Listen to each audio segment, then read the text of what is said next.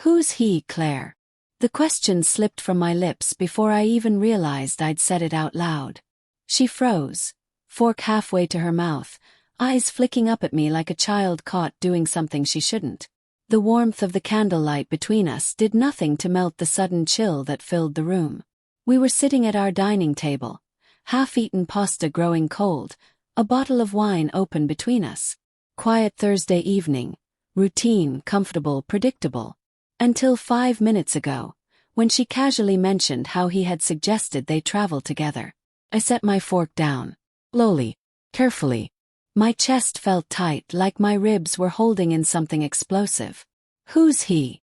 I asked again, my voice low, steady, but carrying enough weight to make her flinch. She swallowed hard, placing her fork on the plate. Just Daniel, she said, forcing a light laugh that didn't reach her eyes. You remember Daniel from the marketing team? The one who helped me with the pitch last month. Daniel. The name I'd heard too many times lately. The late-night calls she took on the balcony. It's work, James. The new dresses, she said, were for client meetings. You know how corporate dinners can be. The phone turned face down every time she got a message. Don't be paranoid. All little things. All pieces that, on their own, didn't mean much. But together they painted something dark. And tonight the picture finally came into focus. You said traveling together, I said, watching her closely. Since when does your company send employees in pairs on overseas trips? She hesitated. Her hand trembled slightly as she reached for her wine glass. It's not a work trip, James, she said softly. The air left my lungs. Then what is it? She exhaled, rubbing her temple. It's just something we've been talking about. Short getaway. Nothing's been decided. My chair scraped the floor as I leaned forward, my voice sharp now. You've been talking about going on a trip with another man? James, please, it's not like that, she said quickly, panic flashing across her face. Daniel and I have become good friends. He understands me in ways you haven't lately. There was the line. The one that gut-punched me harder than any confession could. He understands you. I repeated, my voice cracking just enough to betray the pain underneath the anger. She nodded weakly. We've been going through a lot, James. You're always busy with work, you come home exhausted, and when I try to talk, it feels like you're not really there anymore. Daniel listens. That's all. I stared at her, my wife of 7 years, sitting across from me with that trembling lip and those pleading eyes. The woman who used to call me her best friend. Her anchor. Her everything. And now, she was talking about traveling with another man because he listens. I wanted to shout. I wanted to break something. But instead I laughed, quiet, cold, hollow. So that's what it takes now, said. A little attention, a few nice words. And suddenly you're booking flights with him? Her face twisted. It's not what you think. Then tell me what it is, I snapped. Tell me why there are messages from him that you delete. Tell me why you're dressing up for late work meetings. Tell me why you started sleeping with your phone under your pillow. Tears welled in her eyes. You went through my phone. Don't turn this around, Claire. My voice was flat now, detached. I didn't need to go through it. You made it obvious. You just thought I was too blind to see it. She pressed her hands to her face, her shoulders shaking. I didn't mean for it to happen, she whispered. The words hung in the air like a death sentence. I leaned back in my chair, staring at her through a haze of disbelief and heartbreak. So it did happen. She dropped her hands, meeting my gaze through tears. It wasn't planned. Swear, James. Just happened. We were both drunk after a team dinner, and I felt so alone and... Stop. My voice cut through hers like ice.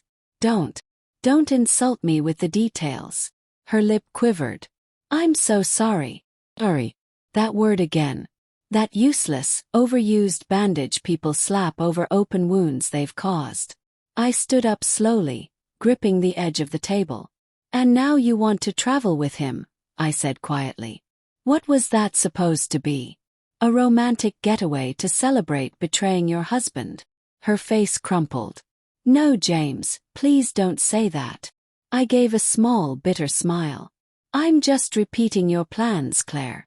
She stood, coming around the table, reaching for me like she could still fix it. I stepped back. Her touch made my skin crawl. James, please, she begged. It was a mistake. I was lost, I didn't know what I wanted. But I love you. I swear it meant nothing, he means nothing. I shook my head slowly. If he meant nothing, you wouldn't have been planning a trip with him. Her knees buckled, and she sank into the nearest chair, sobbing. I just stood there, staring at the woman who once promised me forever, now reduced to a stranger confessing to sleeping with another man. I thought about the nights I stayed late at work to pay for her art classes, the anniversary dinners I planned alone because she was too tired, the messages she ignored while she laughed at her phone. All the signs were there. I just refused to believe them. Finally I spoke, calm, almost eerily so. Where does he live? Her eyes widened. James, no, please, don't do anything stupid. I'm not going to hurt him, I said quietly. I just want to know where the man who broke my marriage sleeps at night. I'm the one who broke it, she said between sobs. Please don't make this worse. I exhaled slowly. You already did. Silence filled the room, broken only by her quiet crying. I poured myself another glass of wine, took a long sip, and stared at the table where our wedding photo used to sit, before she moved it to her home office. Could have screamed. I could have thrown every memory we built into the fire. But I didn't. Instead, I looked at her and said the words that shattered her completely. Pack your things, Claire. You can stay with Daniel. You two already travel well together, don't you? Her face drained of color. No, James, please. Don't do this. We can fix this. We can go to counseling. I shook my head. Counseling doesn't unbreak vows. She reached for me again, but I stepped back. James, I don't want him. I want you. I made a mistake, I swear. I'll cut him off, I raised a hand, stopping her. You already cut us off, Claire.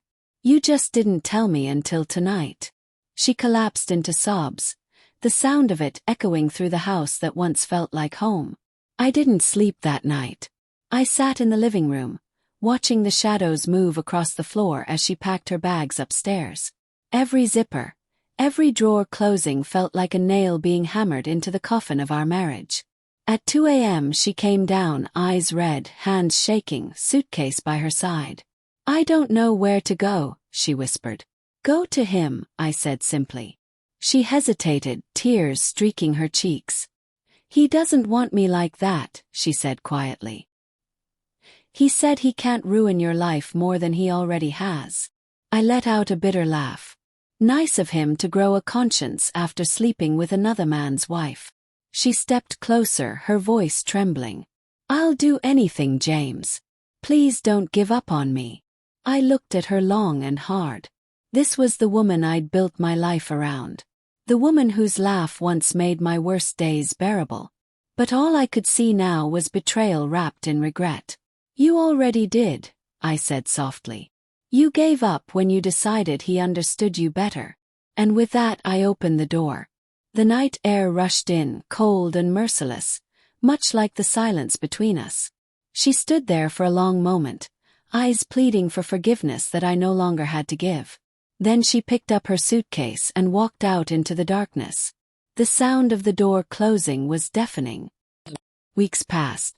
Her friends called, her mother visited, asking if I'd consider talking to her again. I said no every time. Not out of anger, but because I'd realized something. Trust, once broken, doesn't rebuild through apologies. It only rebuilds when it's never shattered in the first place. One evening I saw her name flash across my phone. An unknown number, but I knew the voice immediately. James, she said quietly. I wanted to tell you I'm sorry again. Daniel's moved away. I'm starting therapy. I just wish things were different. I didn't say much. Just listened. And when she finished, I gave her the only answer that felt honest. They could have been different, I said. All you had to do was talk to me before you talked to him. She started to cry again, but I ended the call.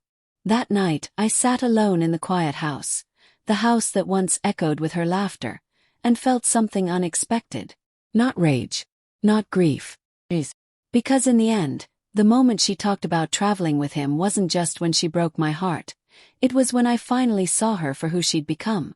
And that clarity, cold as it was the first step toward taking my life be.